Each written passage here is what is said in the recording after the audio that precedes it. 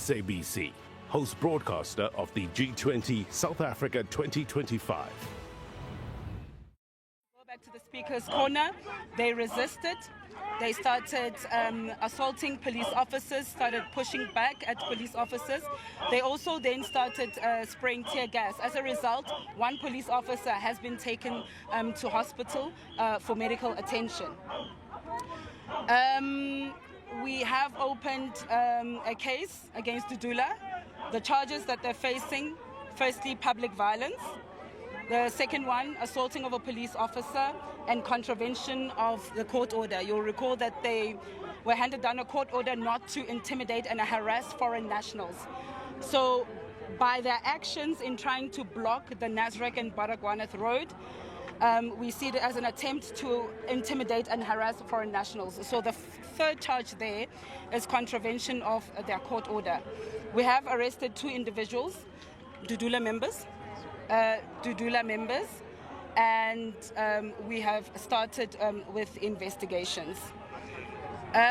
We have long maintained that we do not have an issue, we do not have a problem as the security cluster, as the NAT joins, when people protest, air their grievances, but they should do so within the confines of the law. We had maintained that we will not allow any lawlessness, any barricading and blocking of roads, and we do believe that their actions was meant to block the motorcades of the heads of states, as well as the dignitaries that are trying to access the Nasrec venue. So it is on that note that we have opened those charges. We have pressed charges against them. Public violence, assaulting of a police officer, as well as contravention of the court order.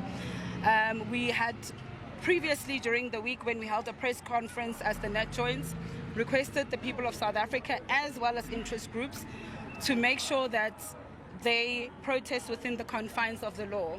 Failure to do so, we did warn that we will act decisively and they will face the full might of the law. So we are enforcing the law. We have the public order police members that are here. They are enforcing the law. As you know, their duties is to ensure that they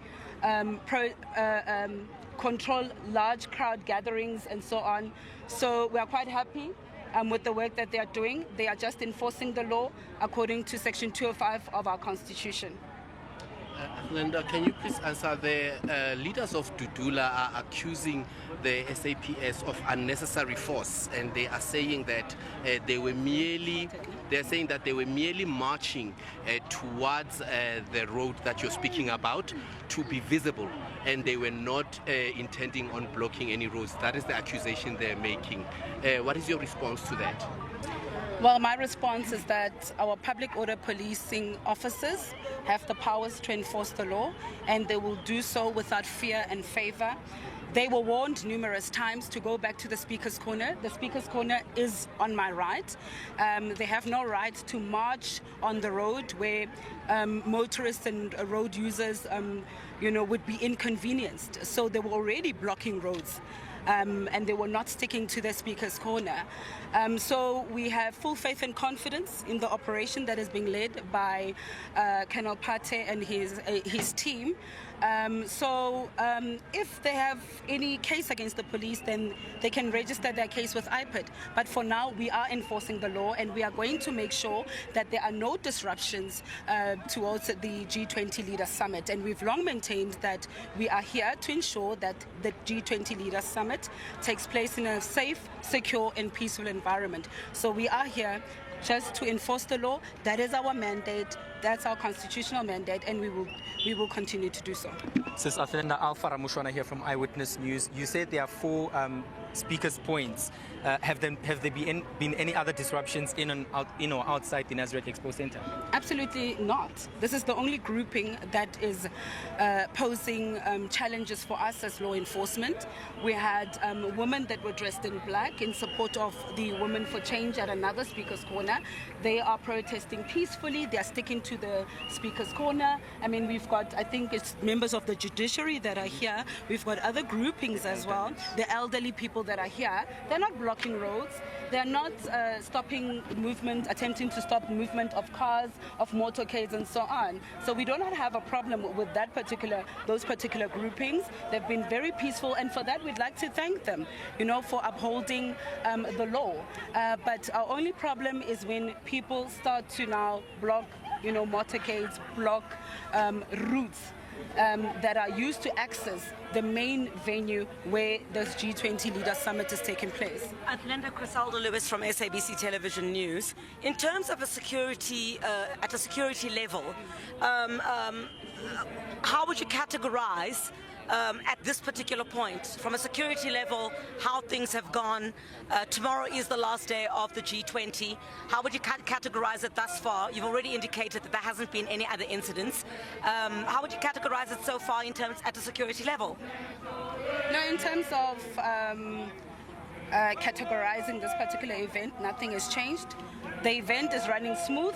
It's just a small group that is trying to make our life difficult as law enforcement. So far, safe and secure environment. Everything is going as planned. There is no threat to any of the participants, the delegates, the heads of state. So we are quite confident that even tomorrow, the status quo will remain, and we will continue to ensure that we put the necessary measures in place. I had long indicated that Nasrec is a red zone.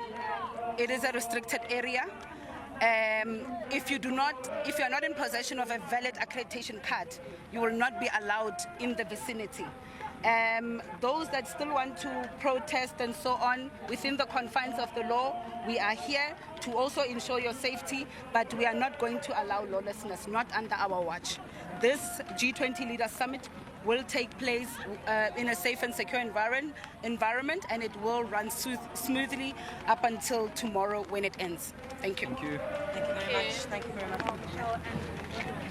much. Brigadier Atlanta Mate, just speaking to the media here following some of the chaos that we saw break out here at this particular area where Operation Dudula and MK party members had clashed with police, and a case has been opened against Operation Dudula. That's been confirmed by Brigadier Atlanta Mate, one of the police officers who was injured when one of the stun grenades was dispensed.